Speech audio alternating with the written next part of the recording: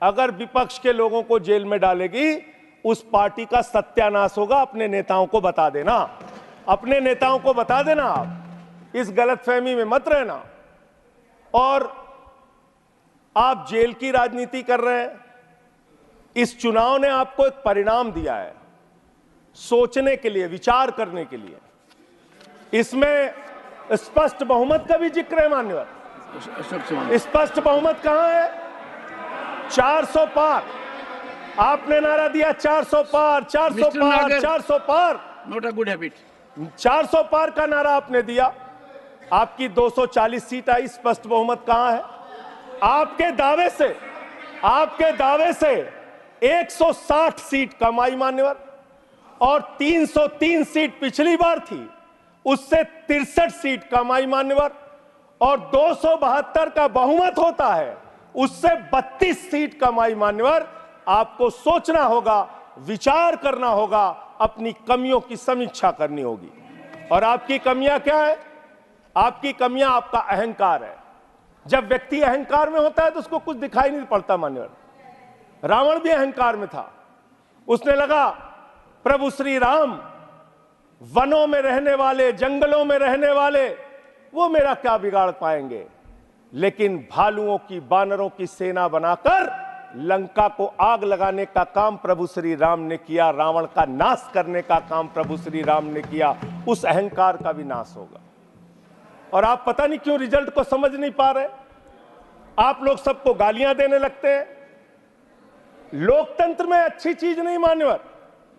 कभी मुसलमानों को गाली दो, कभी सिखों को गाली दो, कभी ईसाइयों को गाली दो, कभी जाटों को गाली दो, कभी मराठों को गाली दो, कभी दलितों को गाली दो, कभी पिछड़ों को गाली दो। आप सिर्फ गाली देते रहते। मान्यवर, ये गाली देना बंद कीजिए मान्यवर।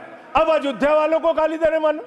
अयोध्या वालों को गाली दे रहे हैं, गाली दे रहे हैं अयोध्या वालों को मान्यवर। अयोध्या की हालत बताता हूं मान्यवर। अयोध्या में सुनो, अयोध्या के विकास के लिए इन्होंने कितना पैसा खर्चा किया मैं बता रहा हूं मान्यवर। अब रोकिए ना प्लीज सर। नहीं सुनिए प्लीज सर, मेरा बार बार आप रोकेंगे तो मैं बोल नहीं पाऊंगा। आपने जाटों का भी नाम ले दिया, मेरा लिहाज भी नहीं किया। अरे आप कोई गाली नहीं दी गई। नहीं, कोई गाली दी नहीं गई है। इतना असत्य बोल रहे हो। नहीं, मेरा नहीं लिया। एक समाज को ऐसे नहीं करना चाहिए।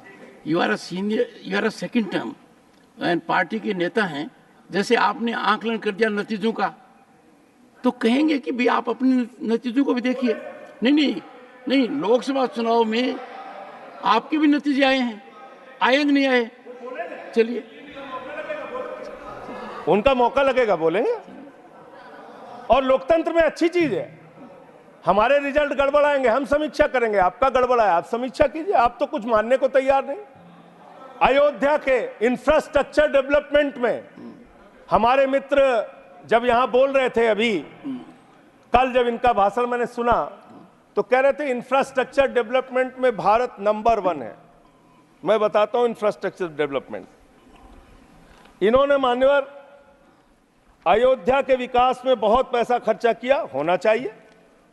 प्रभु श्री राम की नगरी को विकास करने में एयरपोर्ट पे 1450 करोड़ रुपए, रेलवे स्टेशन पे 724 करोड़ रुपए, अयोध्या रिंग रोड पे 4793 करोड़ रुपए, 14 कोसी परिक्रमा पे 1140 करोड़ रुपए, पंचकोसी परिक्रमा पे 773 करोड़ रुपए, रामपथ पर 787 करोड़ रुपए, टाउनशिप पर 2180 करोड़ रुपए, पुराने मंदिरों के जीर्णोद्धार पे 170 करोड़ रुपए, मेडिकल कॉलेज में 245 करोड़ रुपए।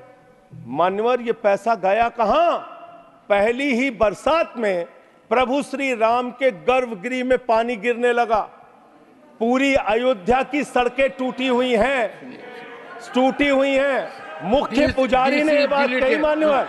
मुख्य पुजारी ने ये बात कही। मंदिर के मुख्य पुजारी ने कही। ये भ्रष्टाचार की भेंट चढ़ा दिया मान्यवर इन्होंने पैसे को। भ्रष्टाचार की भेंट चढ़ा दिया मान्यवर। Nothing will go on record. सुनिए